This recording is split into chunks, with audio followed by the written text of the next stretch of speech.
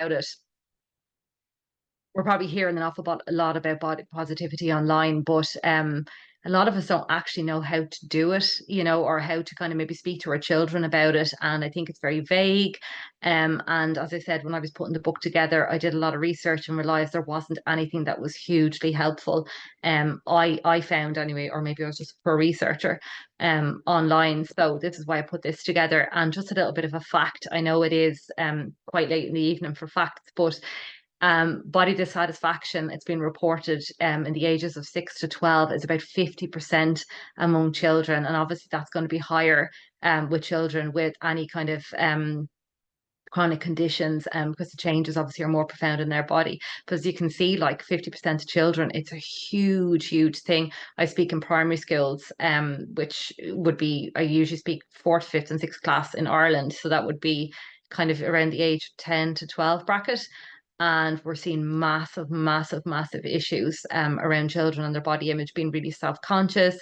I have a lot of children talking about intrusive thoughts and really not feeling very comfortable in their own body. So it's a topic that's really important, I think, for everybody, but obviously particular for parents of children with Duchenne.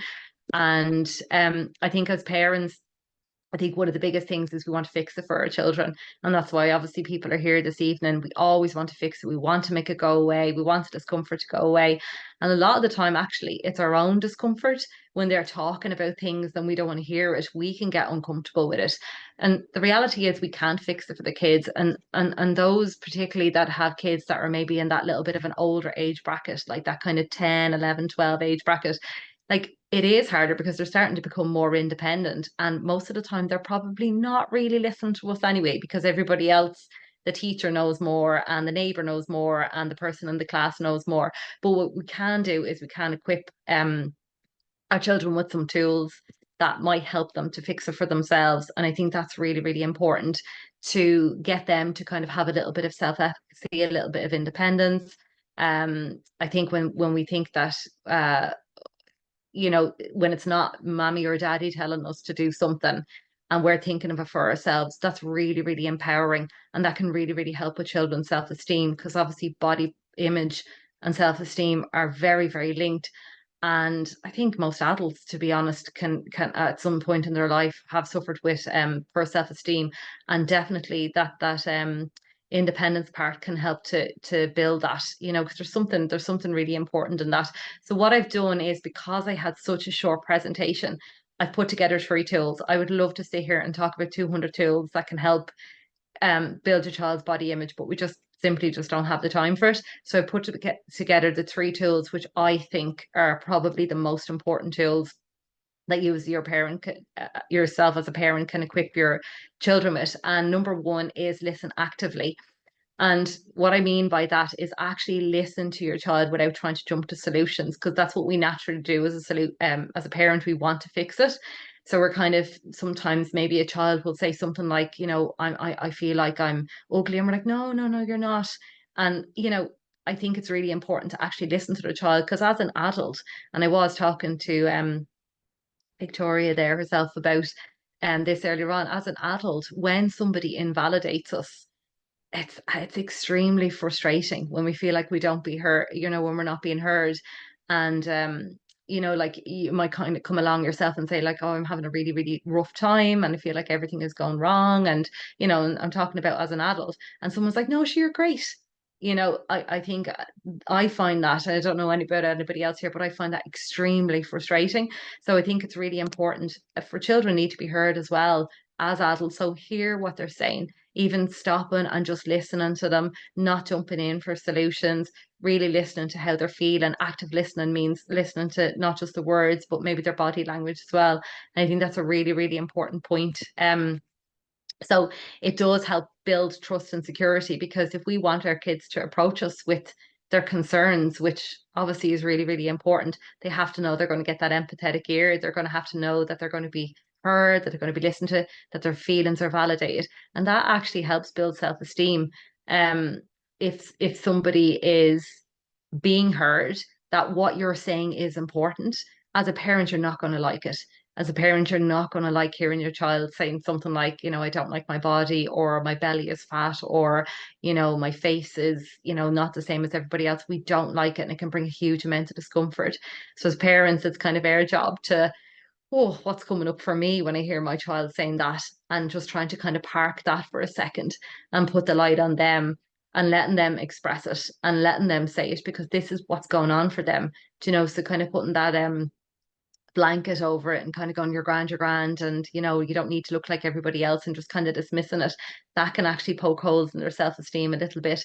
They want to be seen as adults when they get to that point, that kind of age 9, 10, 11, they see themselves as little people, and little adults really, and they want to be heard, and they want to know that what they have to say is important. So that was kind of step one, validating them and acknowledge their emotions. How do you feel about that is always a great question as well.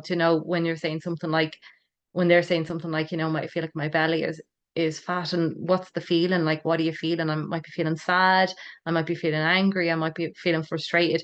And the reason why it's really great to ask those type of questions as well, that they get to know what they're feeling as well. And that's really empowering, because if we don't ask, they might even not even know that themselves. And when we talk about empathy, even saying something like, that must be really hard for you. That must be really, really tough for you. They feel listened to, not kind of saying, no, no, you're wrong. And I think that's one of the things that we do as parents. No, you're not. And then what we're kind of saying to our children is, then you're wrong, and then that doesn't help with their self-esteem. So the active listening piece is hugely, hugely important. The second piece, and again, these are just tools in a toolbox, is be mindful of how you speak about your own body. And I cannot stress this enough. I actually possibly should have put this as number one or number three, just to kind of, this is the most important thing that I see with every single parent that I've ever worked with in relation to children with bodies. I work with people with eating disorders. That's my main kind of one-to-one, and working with families of people with eating disorders. And, we've got maybe a 13-year-old coming in with an issue around their body, not liking themselves, thinking they're fat, or thinking sometimes they're too thin, or just really hating their body. And then the parents are making little digs at their own body and little jokes around their own body. And that certainly doesn't help the child who doesn't feel secure in their own body. And particularly with anybody with any illnesses, like, we're lucky enough to be in bodies that are very sort of accepted by kind of societal beauty standards. Weight wise, maybe it's not quite there, or whatever, or height wise, or muscular wise, or whatever, but more or less. So we can't expect our children to like their bodies if we're criticizing our own bodies, which kind of fit the norm. So it's really important, because they are listening. And I think as parents, this, they're like sponges, absolute sponges. They absorb absolutely everything. So we can do this thing, and I see it all the time with parents and even friends and stuff like that, that would look in the mirror and say, oh my God, I look awful. Or would you look at the belly on me? Or, oh my God, I'm after putting on so much weight, or I'm after losing so much weight, or I'm this or I'm that. And I wish I looked like I did 5 years ago, and I wish. And if our children are picking up on us saying things like that, how on earth are they supposed to appreciate their bodies if, we're kind of saying that our body is not okay? So it really does start with you and healing the relationship that you have with your body, because they learn from us. They learn their lingo from us. You probably see it as parents, that you're saying a word over and over again, and then all of a sudden your child has gone around saying that same word. We've seen children cursing because their parents are cursing, and whatever your relationship is with that, that's okay. But if we're kind of being critical of our own bodies, the chances are they're going to be extremely critical of their bodies. Um, so it really, really does start with us. So talking positively about our own bodies teaches children to self-acceptance and love. And look, there's going to be parts of your body that you as a parent are not particularly fond of, or there's going to be changes in your body for sure, but maybe not verbalizing them out loud where they can hear, I think is massive. And discussing other people's bodies as well. And I think, like, it comes up in conversation all the time. Like, you're sitting down, you're having a cup of tea with a friend, you're having a glass of wine with a friend, and you're kind of saying, God, did you see such and such? And she's after putting on so much weight, isn't she? And she's, you know, God, she's changed so much. Or did you see her hair. Did you see this? Did you see that? Did you see him? He's after losing so much weight or whatever. And again, our kids are picking up, they're always in the background. I actually see somebody's screen there. There's a little arm there waving in the background. But that's what I'm saying. They're always there. They're always around. They're like little ghosts sometimes, just kind of going by doors and stuff like that. They're always listening, So when we're talking about other people's bodies, just for like a little bit of gossip or whatever like that, they're listening. And again, if we're saying that the changes in that person's body isn't okay, then if your child is going through profound and very quick changes in their body, they might pick that up because they're very black and white thinking at that age as well, that my body is not okay. So the talking about yourself and talking about other people. So if we are talking about other people, it is important to kind of make remarks about them that are nothing to do with their body, like they're a really nice person, really kind person, and that sort of thing. And again, children learn from that. They learn not to see the bodies. And the interesting thing is most children before the age of 6 anyway, they don't tend to see color. They don't tend to see huge differences between themselves and somebody else. But a lot of the times it's actually learned from the people around them, because we start referring to people, she's the one, she's a little bit overweight, or he's the one, he's a little bit, and they learn that type of language from us. So it's really, really important, the lingo that we're using. Um, in terms of your child then as well, complimenting them on not their physical traits, we can as a parent very easily jump into, no, no, you're beautiful. You're beautiful, and you're my princess and you're my prince and all that sort of stuff, right? The only issue that I have with that is we're validating that your physical appearance is hugely important, by saying things like that and constantly or constantly complimenting their hair or their skin or their face or their body or whatever it is, or their teeth or whatever it is, that we're actually saying your physical appearance is really, really important. And we all know there's so much more to our children than what they look like. It's a very, very small part of who they are, and we don't love them because of what they look like. We love them because of who they are.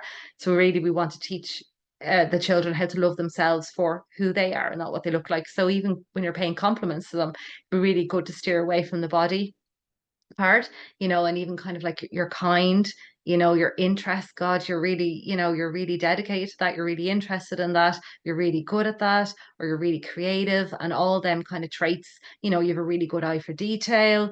You're doing really well in school, whatever it is, or you're a great friend or a great brother or a great sister, whatever it is. Really, really important. Again, I think I've said really, really important about a million times, but I think everything is really, really important, especially on this topic. And yeah, so the compliments, again, we think sometimes we're doing really well by complimenting their physical appearance, but also children are extremely intelligent and they know that their physical appearance is very different than what the societal standard is. So often, like, they get that sense. I remember an adult turning around to me and saying one of the worst things that ever happened to me was, actually, I just realized there's children in the background, so I'm not going to say anything, but I changed my mind on that really quickly because I forgot we're not just all adults here.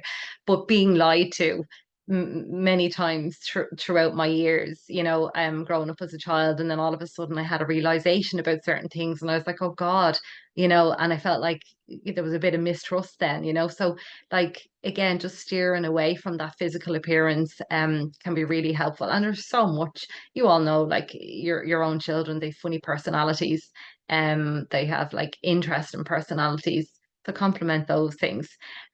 Tool number 3 then is education. Education is just such an important part of this. Children feel empowered when they know things, when they learn things, when they feel like something is in their control or in their power. So, like, they have the power to increase their own self-esteem and change their own mindset. And if they can learn some of the resources and how to do that, that can be massively, massively empowering. So, like, and that's really, again, that goes back to my own book as well. Like, I wanted children to be able to sit there and kind of think, okay, there was plenty of activities in it, which one do I like? Which one is really, really helpful for me, like, and what stands out for me, and that just empowers them there as well.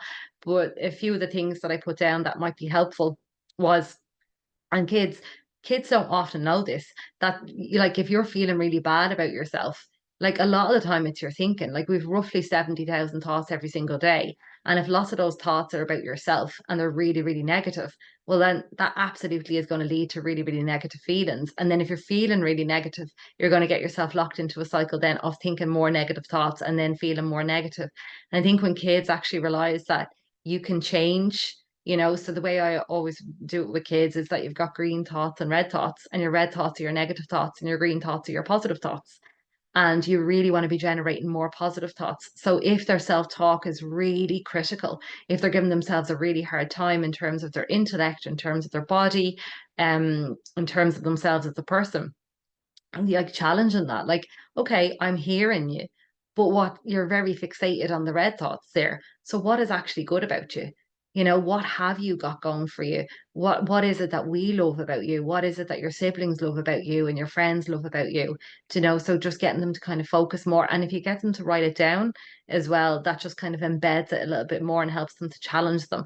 The red thoughts, because the red thoughts snowball. It starts off with one thought, that I'm not good enough or I don't look like everybody else. And all of a sudden you've got two thoughts and four thoughts and eight thoughts, and they start to snowball. But the same can happen for the positive thoughts as well. If red thoughts can snowball, so can positive thoughts. So the more that we help them to see the green thoughts and the positive things that they have going for them, the more they can snowball as well. So again, children like to know that they're really powerful. Like we, even as adults, we have the power to change our brain and our thought processes. Just because thoughts are going on in our head, it is like watching a TV. If you were sitting watching a TV show and you absolutely did not like it, and it made you feel really anxious and really, really bad, you're probably not going to sit there and keep watching it. You're probably going to change the channel. Like, I've enough of this, I can't do it anymore. So it is the same with our thought processes as well. And children need to know this, that they're in charge, that they have the remote control, that they get to charge. They come in. We can't stop automatic thoughts. They do come in, and automatic thoughts come in because of our environment, because of what we grew up with, maybe what they're seeing on smartphones or the internet or whatever. So they are going to come in. That's natural. We can't stop them from coming in. But what we can do is kind of go, oh, hold on a second. How is the thought making me feel? And actually, I don't like it. So therefore, I'm going to want to change that.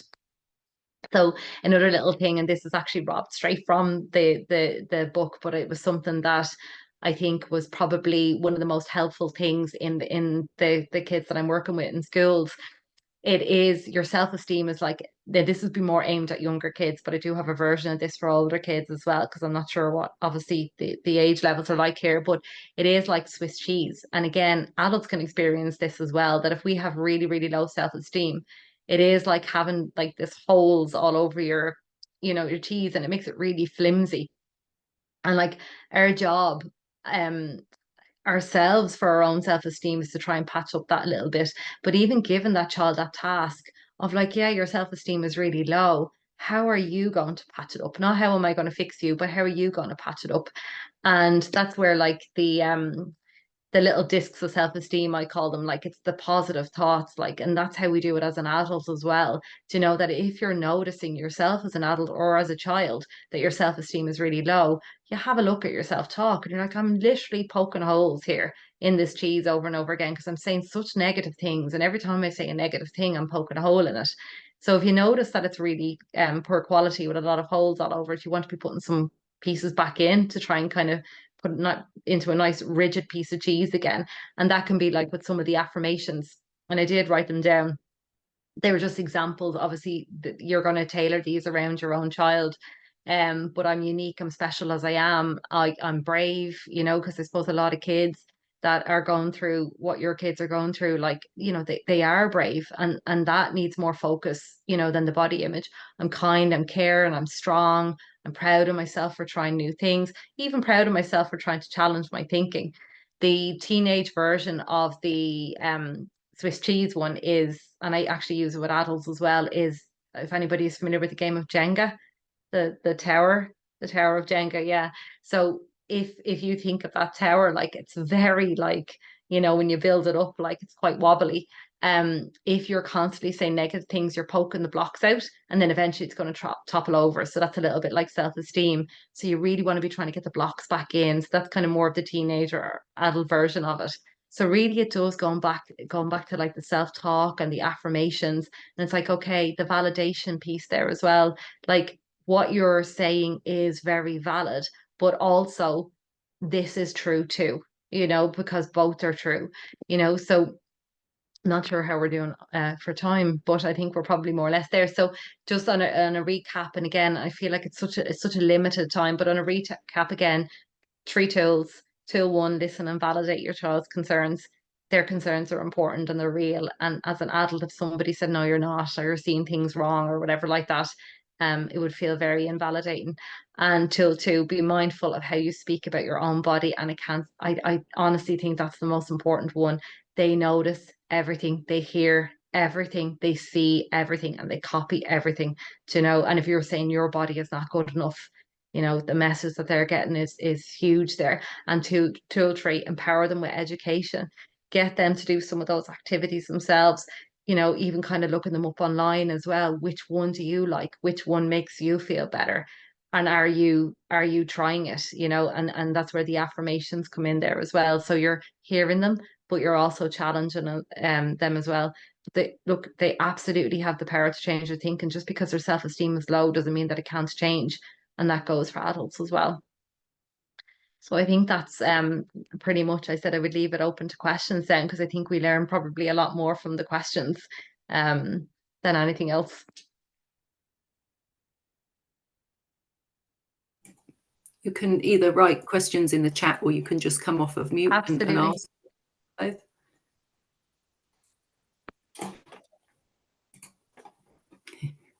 It kind of flew through that. I realized a million miles an hour there as well. So I hope that made sense. And I tried to simplify it as much as I can into those three tools. So if anybody's any questions or anything that you want me to go over or expand on, because I wasn't sure which point you might find the most, I suppose, thought-provoking one. I don't think I've got any specific questions, but it was very helpful, Andrea. Thank you very much. So I know obviously this is being recorded, but the third lot of suggestions that you had,